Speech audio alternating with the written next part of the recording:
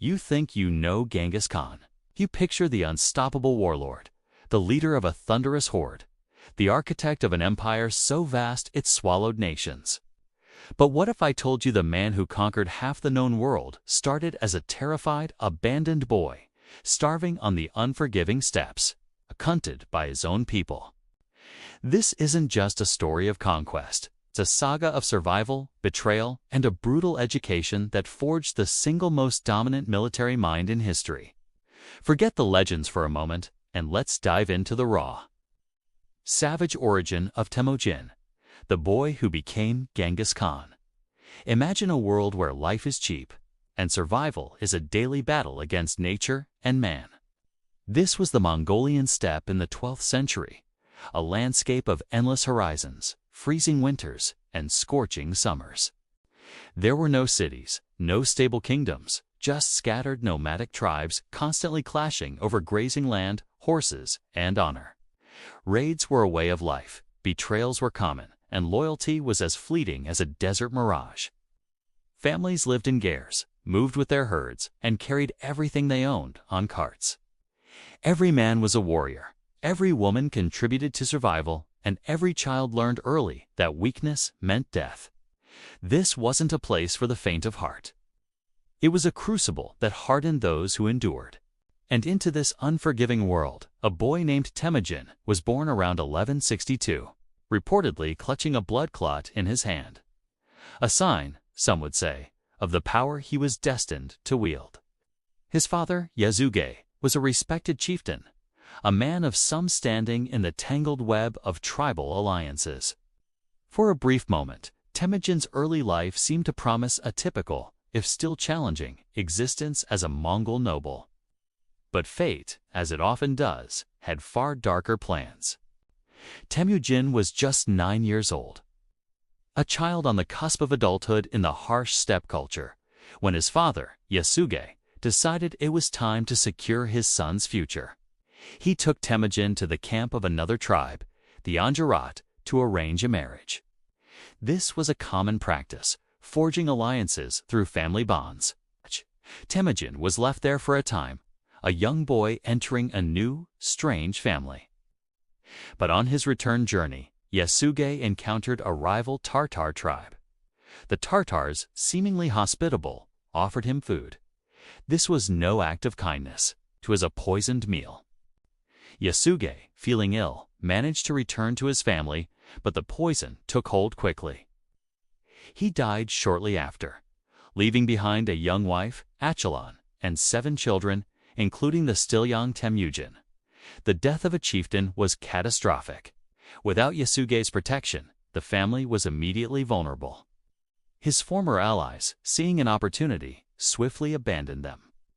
They scattered, riding away, famously proclaiming, "Why should we stay and serve the orphans of a dead man?" Imagine the terror. A family now led by a fierce but grieving widow and a 9-year-old boy, stripped of their tents, their livestock, their status. They were cast out, left to fend for themselves in a wilderness where starvation and hostile tribes were constant threats. They were reduced to scavengers, eating roots, fishing, hunting, marmots, barely clinging to life. This period of utter destitution, of being hunted and humiliated, burned a deep, unshakable scar into Temujin's soul. It taught him the brutal lesson of self-reliance, the consequences of weakness, and the bitter taste of betrayal. The struggle for survival bred incredible tension within the small, desperate family. One day, while fishing, Temujin and his younger full brother Kasar caught a small fish. Their older half-brother, Better, who was meant to share the meager catch, instead snatched it for himself. This wasn't just about a fish. It was about authority, about a perceived injustice, about a challenge to Temujin's emerging leadership in a desperate situation. The family was on the brink, and Better, as an older male, may have been vying for dominance. Temujin, seething with a cold, calculated fury, went to his mother Achelon to complain. She pleaded with him, reminding him that they were few, and they needed to stick together. But the lessons of abandonment and betrayal had already taken root. He ignored her pleas. He and Kassar found better and, with bows drawn, shot him dead. This wasn't a fit of passion. It was a calculated act to eliminate a rival and assert dominance. It was a shocking, brutal act for a young boy, but it was also a turning point.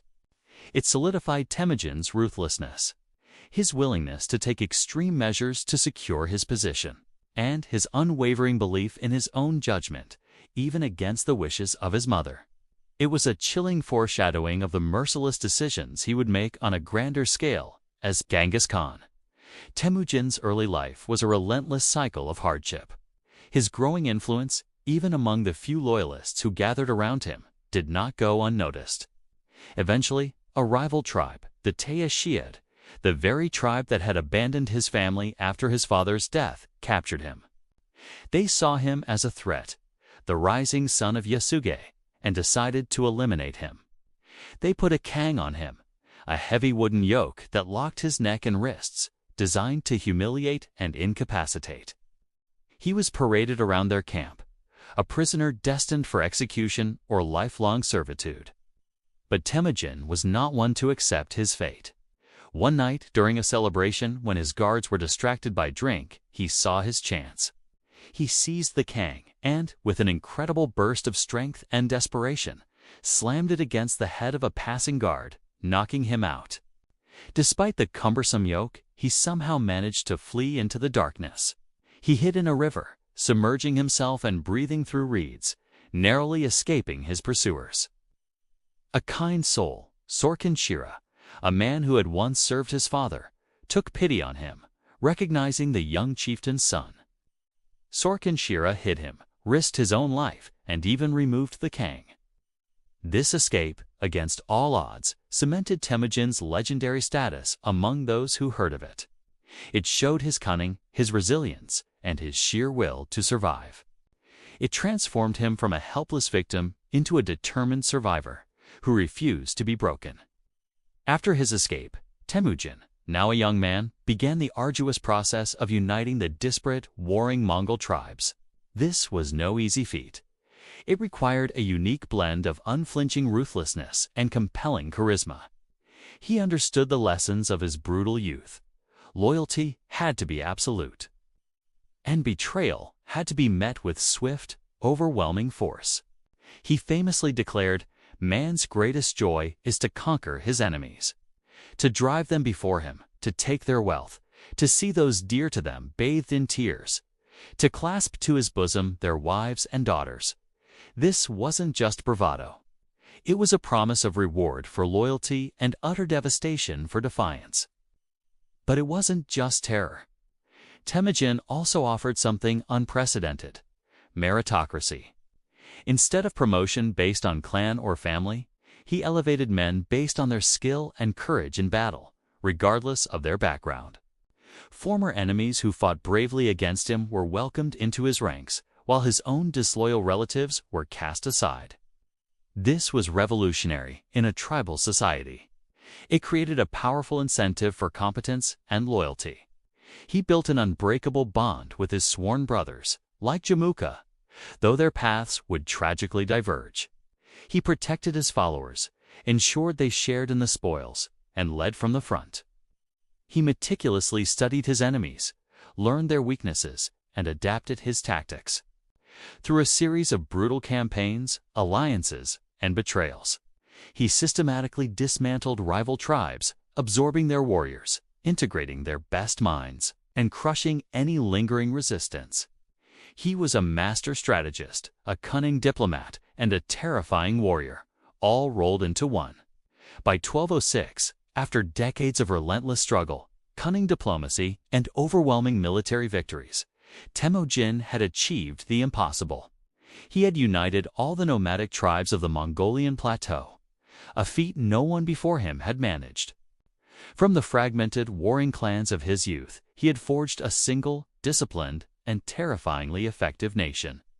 At a grand assembly known as a Kurultai, held along the An River, the Mongol chieftains bestowed upon him the title Genghis Khan.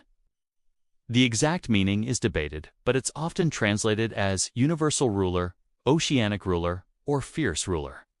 It was a title that transcended mere kingship. It declared him the divinely ordained leader of all Mongols, destined to rule the entire world. From this point, the scattered tribes were no longer just Mongols. They were the people of Genghis Khan. He wasn't just a tribal chieftain. He was the head of an empire, unified by his will, his laws, and his ambition. The boy who had almost starved, who had killed his own brother, who had escaped the Kang, now stood at the precipice of world domination. His brutal early life was not just a series of misfortunes. It was his ultimate training ground. Every betrayal taught him trust. Every starvation taught him resourcefulness. Every escape taught him cunning. He learned that survival demanded ruthlessness, that leadership required unwavering will, and that a unified force, no matter how small its beginnings, could conquer the greatest powers on earth. He wasn't born into greatness.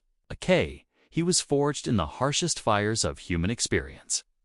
And the story of how that abandoned boy transformed into the legendary Genghis Khan is, perhaps, the most incredible and terrifying origin story in all of history. If Genghis Khan's incredible origin story blew your mind, then you're exactly where you need to be for more History Gone Bonkers. Hit that subscribe button right now so you don't miss our next deep dive into the wildest corners of the past. And drop a comment below. What part of Temujin's early life surprised you the most? We want to hear from you.